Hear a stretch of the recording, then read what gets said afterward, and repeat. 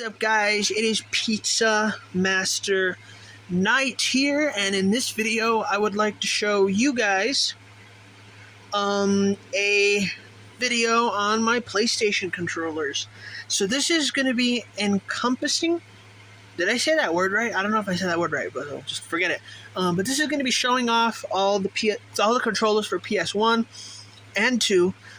So you guys will be able to see both my PlayStation models that I have, or both my PlayStation editions, or I don't know what you'd call that. But anyway, here's a PS1 DualShock controller. So I got one of those. Here's another PS1 DualShock controller. And yes, I did take the DualShock controllers out of my PlayStation, so that way I have all my controllers here. So there's 2 DualShocks, and then I got 3 DualShocks for the PS1. And then I have a standard controller for the PlayStation 1. And then I have another standard controller for the PlayStation 1. I think this one has some... I think it's a little bit chewed up. I don't know. And I have another... This one's all tangled up with wires. I have another... Oh. Alright, so there we go. I was able to untangle it. And this is another PS1 standard controller. I customized it by putting some of my favorite snacks on there. A juice box and a pickle. Yes, I like pickles. But they get sour after a while. After a while, you're like, eh. And then I have a third-party controller by Performance, which is white. This is compatible with both PS1 and 2. So there's my third-party game controller. And then I have another gamepad that I got, which is also a third-party. And then I have this wireless controller from Docks.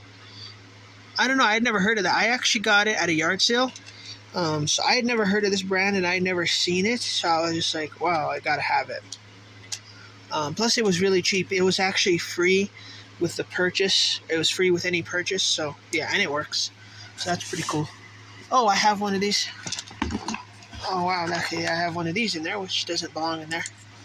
But, anyway, I also have this, which is what you need to be able to make your wireless controller work. And let's get to one of my favorite controllers of all time. I have this here. This is a, I believe it's either Ocean Blue or Island Blue. I can't remember, but this is a DualShock for the PS2. I can't remember the color's name, but, yeah.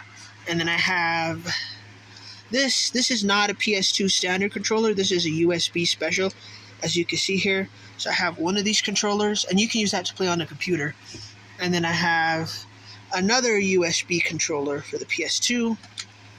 And then I've also got 2 PS2 DualShock controllers. So there's one, and then my second PS2 DualShock controller, which is really cool.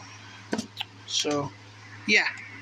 So there you have it, guys. There is my PlayStation controllers, I guess. I have more than one, obviously.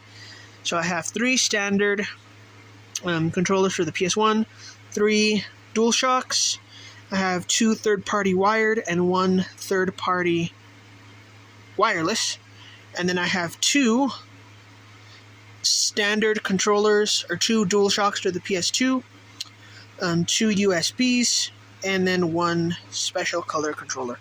The next thing that I want to get is probably some more colored controllers for the PS1 and probably 2. I know that they're, like, what do you call it? They are interchangeable with each other. Again, I don't know if I use that word right, but they are interchangeable with each other. But the thing is that you could tell that they're different because the PS2 DualShocks are black to match the color of the console, and the PS1 DualShocks are gray to match the color of the console.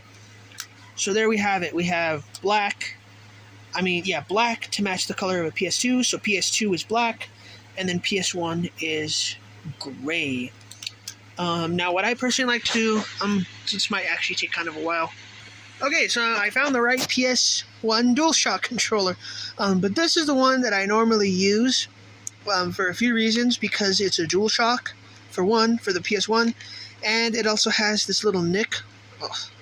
It also has this little nick in the cord. If you guys, I know it's not the best quality video, but it has a little nick in the cord, because I like to use my worst conditioned controller, so that way the controllers that are in better condition don't get used as much, and they can continue to stay in better condition. And if I ever decide to sell them, which I probably won't, but just like in an emergency, my better controllers, or you guys kind of get what I mean. The ones that I haven't used, the ones that are in better condition that I haven't used, will still be in good condition, so I'll be able to get more money for them. But I probably won't ever sell any of my controllers. In fact, I want to get more controllers than what I have. So, yeah. Thanks, guys, for checking out this video. If you guys liked it, please don't forget to leave a video a like. Please don't forget to come back and watch more videos and subscribe. And I'm almost at 60 subscribers. I have 58, so please help me get up to 60. Yeah, hopefully 2023, I'm going to buy some more controllers. Possibly.